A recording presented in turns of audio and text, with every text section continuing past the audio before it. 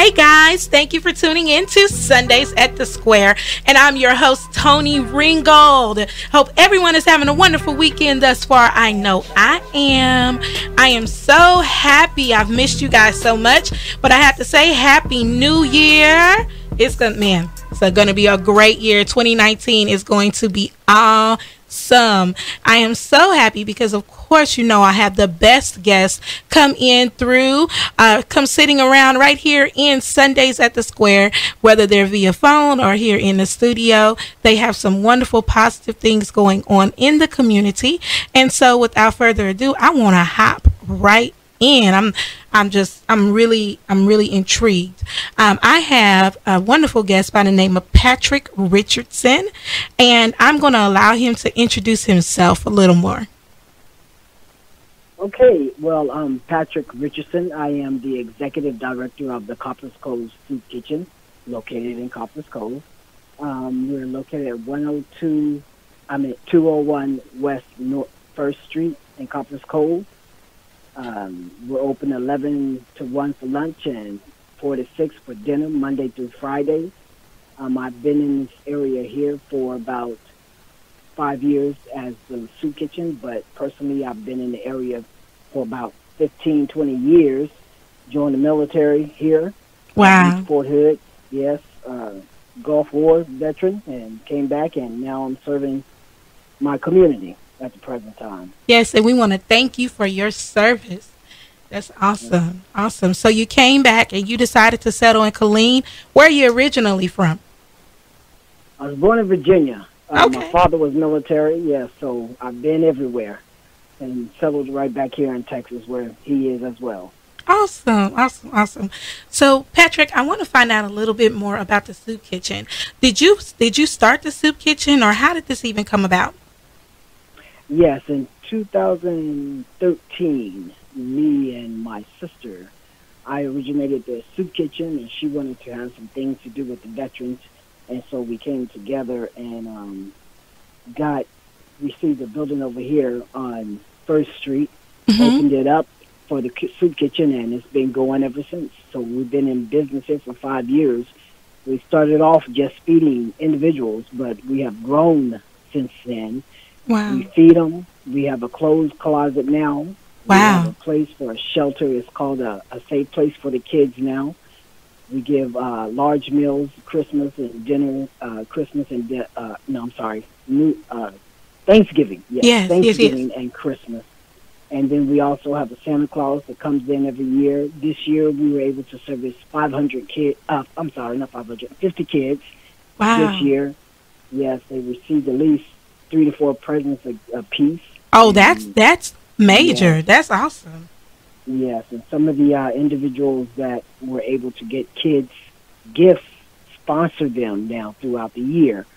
So they follow that child to make sure that child is taken care of, throughout the year as well. So it helps so many different ways that we're here, not just here to feed somebody, but to help them, increase something in their life, give them the dignity back that they're losing. Right. So what type of people, what are some of the stories? Because I think a lot of times people forget to attach humanity to those that are in need. They just say, oh, they're needy or they're poor, but they don't really get the story. I've heard, situations where people that, at one point was making 6 figures, you know what I mean? Had all of the money, and then, life happened or something happened, and, they fell on hard times. What are some of the stories that you've gotten since starting this, and where do you draw your inspiration? That's exactly true. It's not just homeless people. It's anybody. I mean, anyone can come into a situation that puts them right back where the low person is. Right. Or the person who's having difficulties. Everybody has difficulties. And so it's not just for somebody who is homeless. It's not just for somebody who is in between jobs. It's for the person who is working and working hard. It's for the person who's working 2 jobs, 3 jobs, but still can't make those ends meet. It's for the person who says, hey, I'm going to pay my bill, but we're going to have to lack here. but instead of lacking, now they can eat and pay their bills. Right. So it's a supplement. It comes in and helps because things are not getting better; they're getting worse. They really are. The place, you know, even right now with the government shutdown, you know, I worry a lot about those that do receive like food stamps and things like that, because, you know, if something doesn't happen, you know, these benefits that people literally depend on, to be able to survive and sustain their families, is coming to a point to where that might not even be available. Right, right. And, you know, how are you guys preparing for that? Because, I mean, you got in your mind, think if it does come down to that, which we hope it doesn't, hopefully, you know, by March, because I think that's when they said that it was going to start running out. But, you know, that's only 2 months away. But they said that hopefully hopefully it'll get done. But have you guys already started thinking and preparing for that? I am prepared, food-wise, location-wise. We're prepared. I'm prepared to bring anybody in that door who needs something to eat. Yes. There's a spot for them here. I love it. No matter what they're going through, they can come here, feel at home, sit down, don't have to worry about signing paperwork that says I do this or I do that. They could just come in and have a meal and get full. I love it. So so when you say soup kitchen, people automatically think soup. Is that what you guys primarily serve, or like? No. I mean, listen, common misconception. I guess some of our listeners will want to know. You know, we hear soup kitchens and we think, okay, there's soup and you get the bread and something to drink. You know what I mean? So can you kind of expand upon that a little bit? That's the history of a soup kitchen. I mean, it started back when people didn't have money and they would go get a bowl of soup and they would get some bread and a little drink to hold them over to keep them going. But this soup kitchen here, we feed them a full course meal. They have a main meal, they have a salad, they have dessert, they have the bread, they have their drink. I mean, they get a full course meal here. Nothing just sandwich and breads here. Right, I love it. They get a full meal. They get a lunch meal and they get a dinner meal. I love it. I love it. So you and your sister decided to start it. So, like, how did you guys get the resources to be able to start this soup kitchen? Well, the soup kitchen, to be honest, started off my disability check. You 100%. You gave a part of your disability check to start this? Well, let me tell you the whole story. I'm a 100% disabled veteran, so that's how I've been running it for the last 5 years, is from my disability check. Wow. And thank God that I can do that. He's blessed me in that way that I can. Wow. But yes, and that's why that part is coming up. That my fundraising stuff is coming up. But yes, I've been doing this for the last 5 years off my disability check. But I ensure the bills are paid. The people from throughout the community, they'll make sure I have food in here. I have food, no problems there. They'll give me monetary donations every now and then that'll help pay some of the bills. But most of the bills and everything, it comes out of my disability check. And it's not something that's killing me. Right.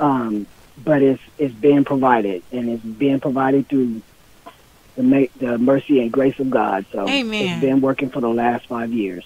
For 5 years. You know, first of all, I just have to take my hat off to you. And, you know, I know you don't do it for that. I know you don't do it for the accolades. You do it from a sincere place. What is that place that this came from? What is it? Did you experience hunger as a child? Did you see it around you? Like, what made you say, you know what, this is what I want to do?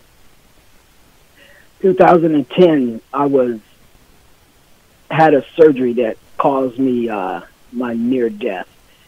Wow. 2015, was given 6 months to live, put on hospice, and sent home. Wow. I was told by doctors there was nothing they can do for me. On my deathbed, I went to the hospital, and thank God they saved me. But it was through God that really saved me.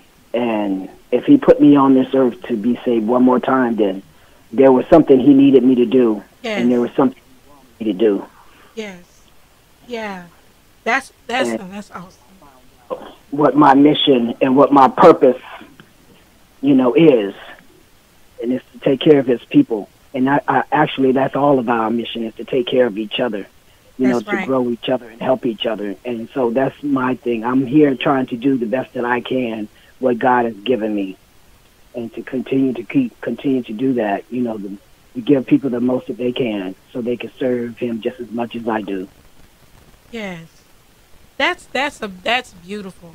That is beautiful.